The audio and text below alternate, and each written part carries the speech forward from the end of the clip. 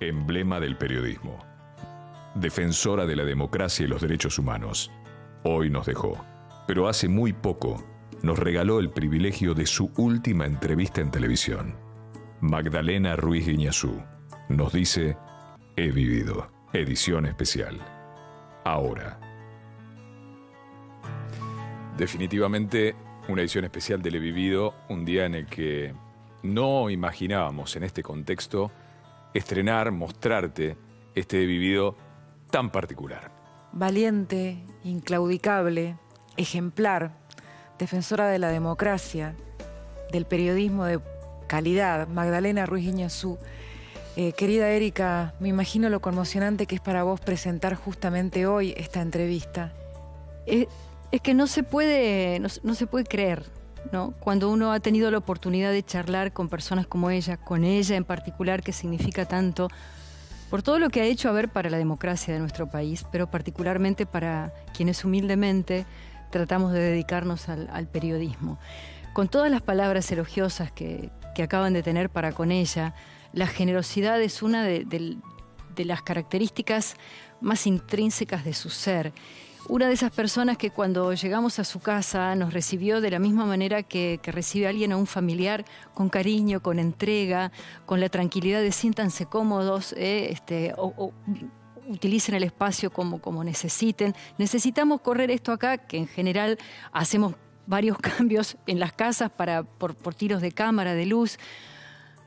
Una generosidad inmensa en la charla, en su predisposición, con su vida, con sus anécdotas, con contarme las fotografías, todo el lugar donde hicimos la nota en su estudio. Imagínense la cantidad de fotos que tiene intercaladas es difícil hablar en pasado, ¿no? Que tenía intercaladas entre todas las entrevistas que hizo a lo largo de su carrera y su familia, sus amores, sus nietos. Realmente una pérdida inmensa y un honor haber tenido la posibilidad de charlar con ella. Créeme que esa generosidad también la tenía como compañera, sintiéndose uno privilegiado en la vida por compartir con ella un momentito de radio. Y nos está viendo toda la familia de Radio Mitre hoy.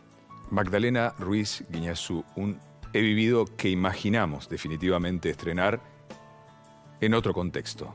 Hoy, en el día del adiós y a la vez el gracias. Magdalena, muchísimas gracias por recibirnos. Un honor para nosotros esta entrevista.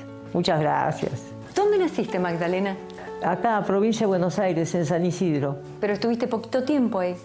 Sí, unos meses, porque mi papá, que era abogado, lo nombraron en Ginebra, en la Sociedad de las Naciones. Y entonces, claro, en esa época, imagínate, no había aviones, entonces fuimos en barco.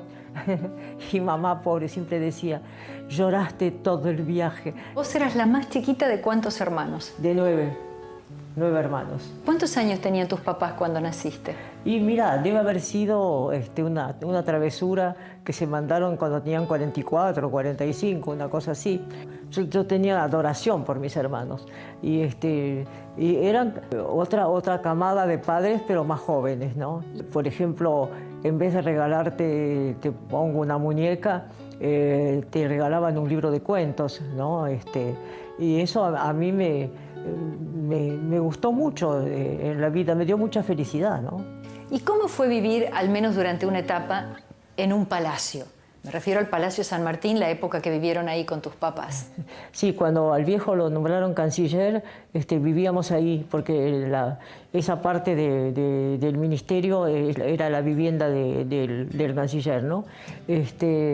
Y bueno, lo recuerdo con cierto terror, porque a la noche, como yo iba al colegio, yo siempre comía antes, ¿no? Y todos los mayores iban a comer a la noche, a las 9:15, que yo ya se suponía que estaba en la cama. Y a mí me daba un miedo esa casa enorme, ¿viste? Porque el comedor era abajo y los dormitorios eran arriba.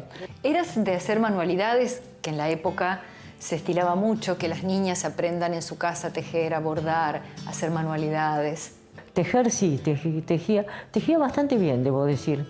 Tejía ropa de bebé y la vendía. Yo creo que ahí empecé a trabajar directamente, hacía manualidades. ¿Y las ganas de ser periodista cuándo empezaron? Cuando terminé el colegio, alguien le comentó a mamá que la Acción Católica Argentina iba a sacar una revista que se llamaba Gente Joven.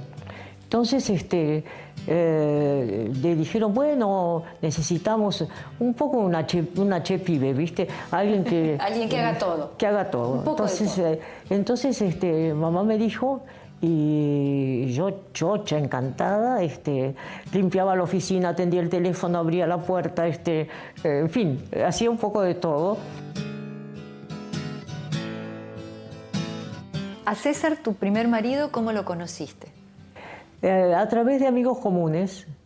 Y fuimos a comer y al día siguiente me mandó un ramo de flores. ¿Cuánto tiempo pasó hasta que se casaron? Menos de un año, una cosa así. ¿Cómo fue la llegada de los niños a tu vida? Con mucho amor, con mucha ilusión.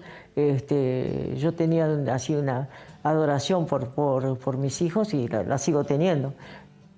¿Cómo era el reencuentro con los chicos después de que hacías viajes largos? ¿Qué me trajiste?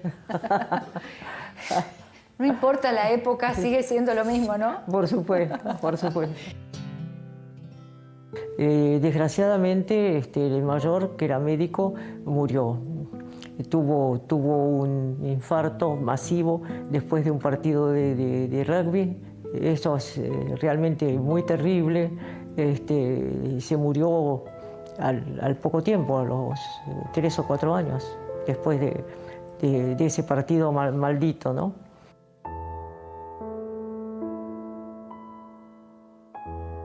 ¿Cuándo empezás a trabajar de manera fuerte en los medios?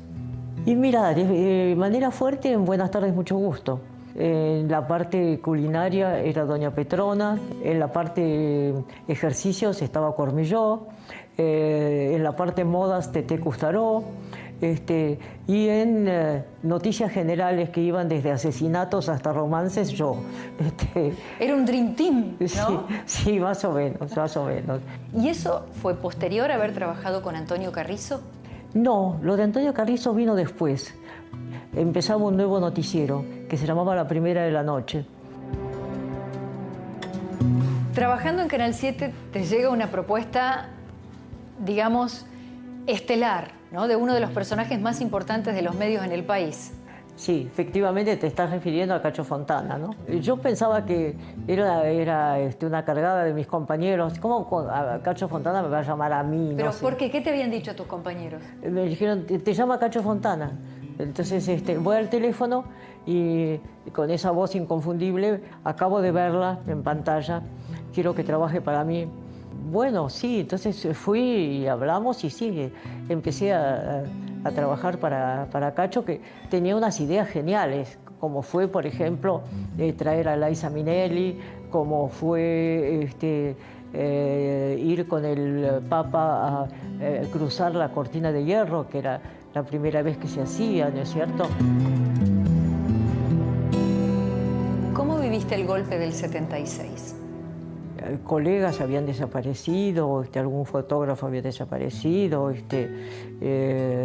todos los días había nombres que se sabía que les habían allanado la casa y que no habían vuelto.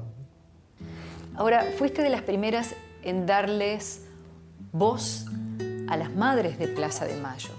Mira, que me parecía un deber, ¿no? Una obligación, hablar de esas mujeres que heroicamente daban la vuelta a la pirámide de Mayo en silencio, reclamando por sus hijos con un coraje impresionante, ¿no?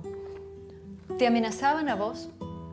Una vez me dejaron en el felpudo de la puerta de mi departamento, me dejaron una bala de un calibre que ahora no recuerdo cuál es, pero que es un calibre mortífero, ¿no? ¿Cómo llega la invitación para ser parte de la Comisión Nacional de Investigación de la Desaparición de Personas, la CONADEP?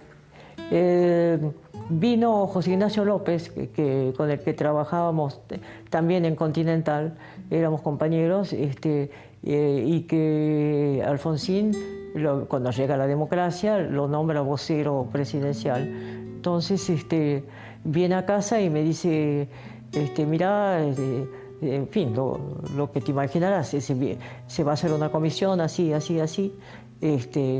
Y dice el presidente si no querés formar parte. Y yo dije, si puedo ser útil, sí. Tu trabajo siguió incansablemente. ¿Qué es lo que te motiva? Porque me encanta lo que hago. No tengo un gran mérito, me encanta lo que hago. Incluso ahora me he puesto a escribir bastante y bueno, me da mucha satisfacción. Escribir sobre cosas que has vivido es un alivio, ¿no? Magdalena, ¿cómo crees que has vivido tu vida? Estoy buscando la palabra. Intensamente, intensamente. Además estoy muy agradecida a la vida. Con, por supuesto, sus momentos difíciles, sus momentos tristes, pero un gran agradecimiento. Magdalena, muchísimas gracias por esta entrevista y por la generosidad que has tenido con nosotros. Pero oíme, gracias a vos, porque incluso me has hecho revivir muchas cosas, algunas muy tristes, otras maravillosas, así que muchas gracias.